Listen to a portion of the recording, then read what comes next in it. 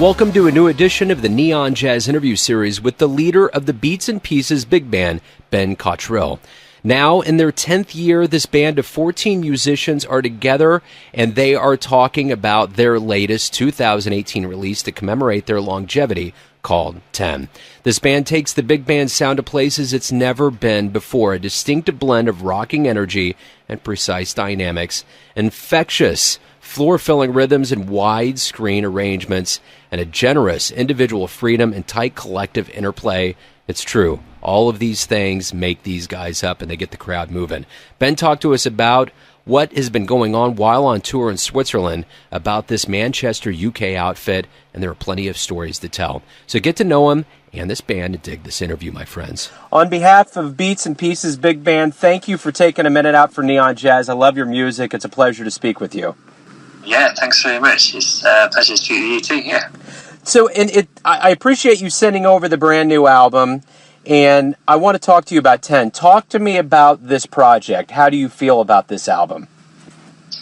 Well, I guess 10 is a kind of celebration of the work of the band so far. You know, it's we've been going for 10 years. We started in 2008 when we were all students in Manchester. Actually, there's about half the band who were in the very first session that are still playing with us today, and that are on 10 as well. And yeah, we've kind of done more and kind of continue for longer than I think any of us ever thought it would be at that, you know, when we first started playing. So yeah, we wanted to mark this 10-year anniversary with something a bit special. So we got all friends and family into the same space in the Royal Northern College of Music in Manchester, where we did the first rehearsal. Yeah, we kind of set it up, you know, brought some lights in. It's made it a bit special, and then we played 2 concerts, and we filmed them, and yeah, it was just a really nice day, and the album's come out really nicely. I think we're all pretty proud of what's there. The one thing that I could not get out of my head when it came over, I had to rub my eyes a couple times. I was kind of coming of age with music when Pearl Jam's 10 came out, so I kept thinking, is this 10 like Pearl Jam? Yeah. It's a great commemoration, and that's what I want to talk about, is the beginnings of your band in 08. Did you guys all go to school together? How did all of this come? I mean, for a big band, you got a lot of moving parts. How did this happen? Yeah, well, we were all in Manchester at the same time, so I was studying kind of half and half between the university in Manchester and then the music school. So I was playing in big bands in both places and kind of playing with lots of people. Yeah, I just kind of wrote a couple of tunes at the beginning. There used to be a big band composition prize at the music school, and one year nobody entered it, so the prize money went unclaimed. So the next year I thought, right, I'll write a piece if no one else will, and then it's, you know, easy money. So I wrote the piece, and I just kind of got people from both places, from the university and the music school, together to come and play it, just to see how it sounded. And yeah, it kind of went pretty well. All the musicians liked the music and kind of encouraged me to write more. So I sent that demo recording off to the Manchester Jazz Festival. We got a gig late that summer, so I had to write some more music. And yeah, it went from there. But I didn't win the composition prize. I came second of 2, unfortunately. I guess in those competitions, the bigger pie in the sky is you get a career out of it, and that's first prize, I would think. And actually, that first piece is on 10. It's tone. So that was quite cool that it's still in the set now. Yeah, man, that's full circle, isn't it? Yeah, exactly. Very cool. So, how did the name come about? Yeah, well, the name is an interesting one, actually. For that first gig, I'm really bad at names, basically. And a lot of the names of the tunes are just kind of the first thing that comes into my head when I get the idea, or just an off-the-cuff comment that one of the musicians will say, and then that'll stick in my head, and that's what the tune will be called. But for band names and album names, I find them a bit harder than things. So, yeah, the guy who was promoting the first concert, he was trying to finish the poster so he could start marketing it. And then I was, trying to think of a name, and I said, yeah, I'll tell you the name soon. And eventually he was like, look, if you don't give me the name right now, I'm just going to write Beats and Pieces Big Band on it. And I was like, fine, yeah, that'll do. But actually it's worked out quite nicely. Yeah, totally. That's great, man. What musical influences did you and your bandmates have when you came in? I mean, like a shared jazz consensus of what you guys dug. I think actually that's one of the really nice things about that group of people is that everybody has such a kind of different musical background. So there are there's a few of them who kind of, really straight down the line jazz stuff, a couple of trumpet players actually kind of, really, they got into the trumpet through Miles, that kind of traditional jazz trumpet player route, I guess. And I think that's the same for like some of the rhythm section guys as well. But then there's other people who are more into the kind of avant-garde, free improv experimental stuff. There's some who are a bit more kind of pop, hip-hop, electronica kind of thing. And then me personally, I guess, when I was at school, I played saxophone. I kind of used to play saxophone. I don't play so much anymore. At school, my saxophone teacher just gave me the Charlie Parker Omnibook, when I was kind of 14, 15. I didn't really get it at the time, so I kind of thought, all right, well, this is what everyone says jazz is, so I'm kind of, maybe I don't like jazz, so that was fine. And I went off and, I was listening to a lot more kind of rock and indie kind of things, and then that's what I was going to see in Manchester when I was a student, 19, 20, going to a lot of those gigs. There was a British band called Acoustic Ladyland. I don't know if they've done anything in the States, if they're kind of big there, but that was kind of all founded based on a kind of shared love of Hendrix and punk and all that type of stuff. And the music was really similar to these rock and indie gigs I was going to watch, but instead of a singer at the front, there was a saxophone player. So it's saxophone and then a rhythm section behind it.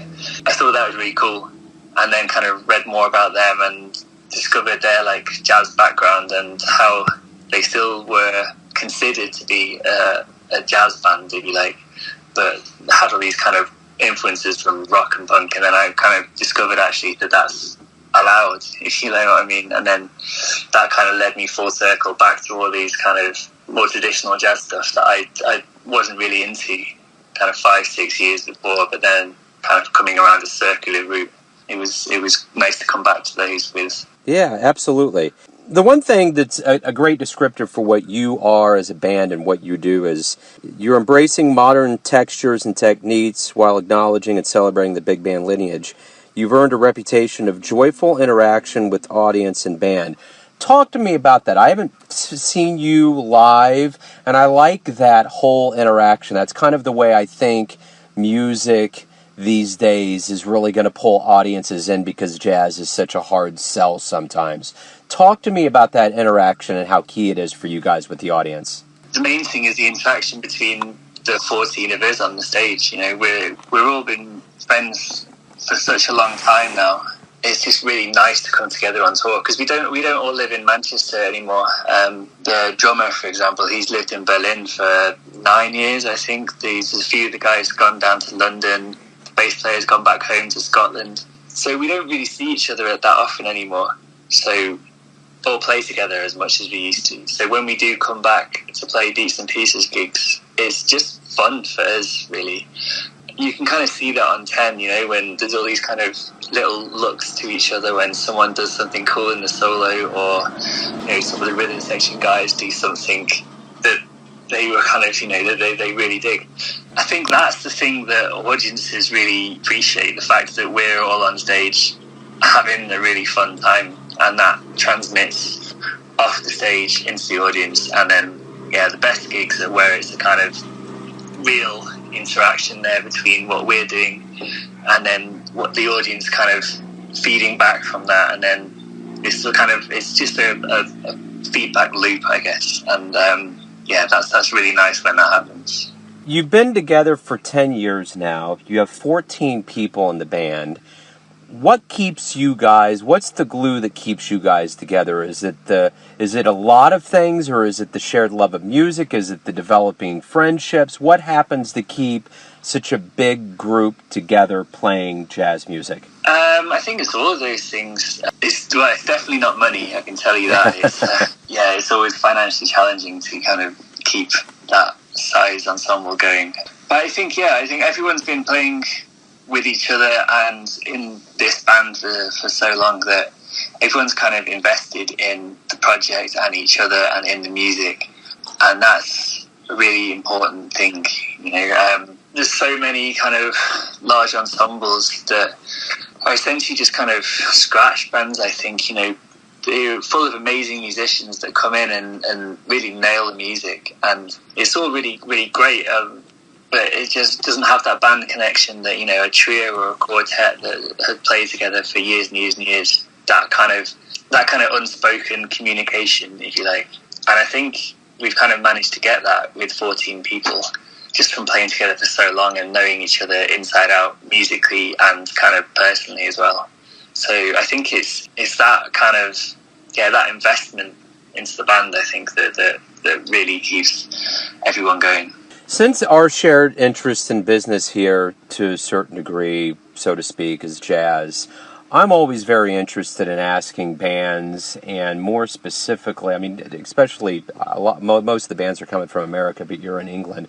So I want to ask you this, and you're in Switzerland, so you're kind of globe-trotting, and you're seeing different temperatures and flavors of what fans want. I want to know this. How is jazz doing globally, as far as you're concerned, in 2018?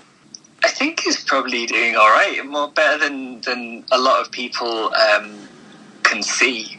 And I think that's the thing. It's the making the cool things that are going on more visible to more people. Because obviously, we know as kind of fans of the music that there's lots of cool stuff going on, and I'm always telling people about, you should check this band out, and I'm sure you and all your listeners are as well. Spreading my message wider and further, and kind of taking that music to more people. I think that's really the key thing now. It's not that there aren't cool things going on, it's just making people know about them, making more people know about them. Without a doubt. So there's different levels of education that you can go through to really build your business or your music acumen. You can listen to albums, you can go to school, and you can travel and all of those things. But I want to know from you, what bands or jazz band or show have you seen that really left a deep impression on you? I think probably that band Acoustic Ladyland that I mentioned before. Hearing them and seeing them play was probably the first time that I realised that it's okay for jazz musicians to be influenced by other genres. In their case, it was kind of by Jimi Hendrix and kind of British punk. It kind of they put that together with rhythmic complexity, harmonic complexity from their jazz influences, but those kind of energetic influences and performance style influences from the more rock things, and then that came together. And like I say, hearing them and seeing them was the first time I realised that was okay and that was acceptable. And that jazz musicians can play music and make music that isn't just swing or whatever. There's a whole range of different things within this jazz umbrella, I think. So probably that band Acoustic Ladyland, because that opened up so many kind of new doors and possibilities for me. So let me ask you this just generically. Why do you love jazz? I think it's that range of what it is. I think it's always that kind of eternal question when people try and describe what jazz is, or we get audience members coming up to us after gigs and going like, I don't really like jazz, but I like that, I like what you do. There's other people as well that really do like jazz, but maybe don't like what we do. So it's kind of, I think it's that versatility and range of things within this kind of umbrella of jazz, if you like, that I think is the really great thing. And it's almost that jazz describes a kind of openness and an attitude to performance and maybe even to life. That's the main thing really that you're describing, rather than what the music sounds like. It's that approach to music and approach to creativity, I think. Let me ask you this. If you had, let's say you come to Kansas City and you're trying to get people to your show, and I'm going to ask you this. You have to come up with kind of a way of enticing potential people to come to your show. What are you going to tell them about your band that's going to make them say, I'm in, I'm going to go see them? That's a difficult question, I guess.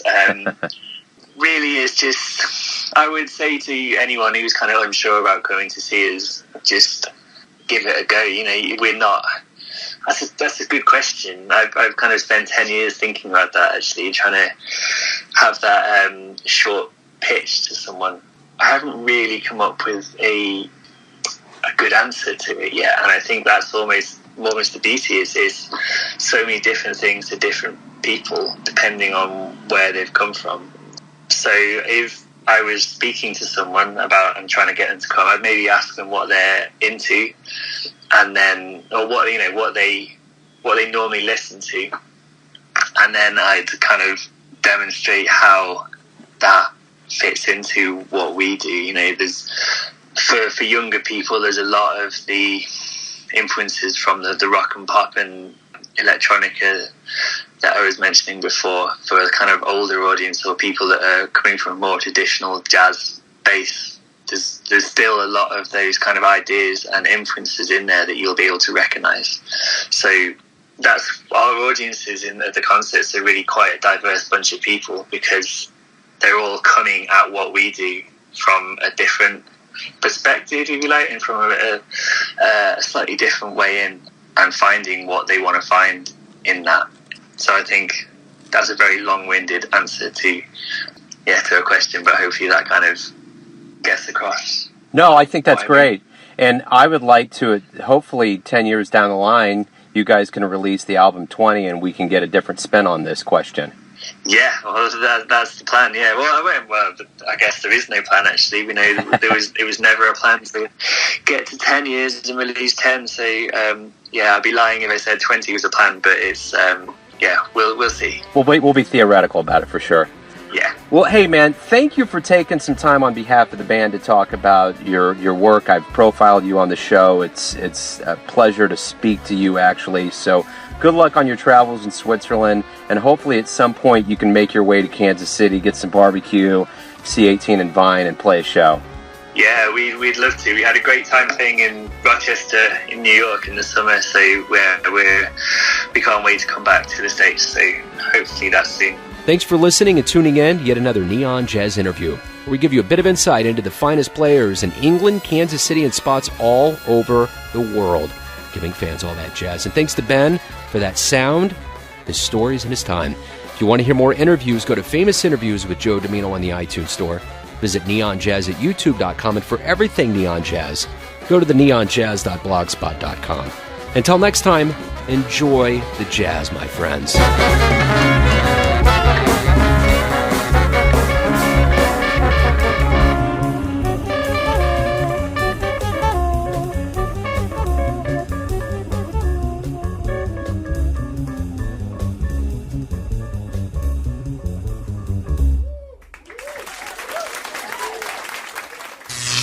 Neon Jazz.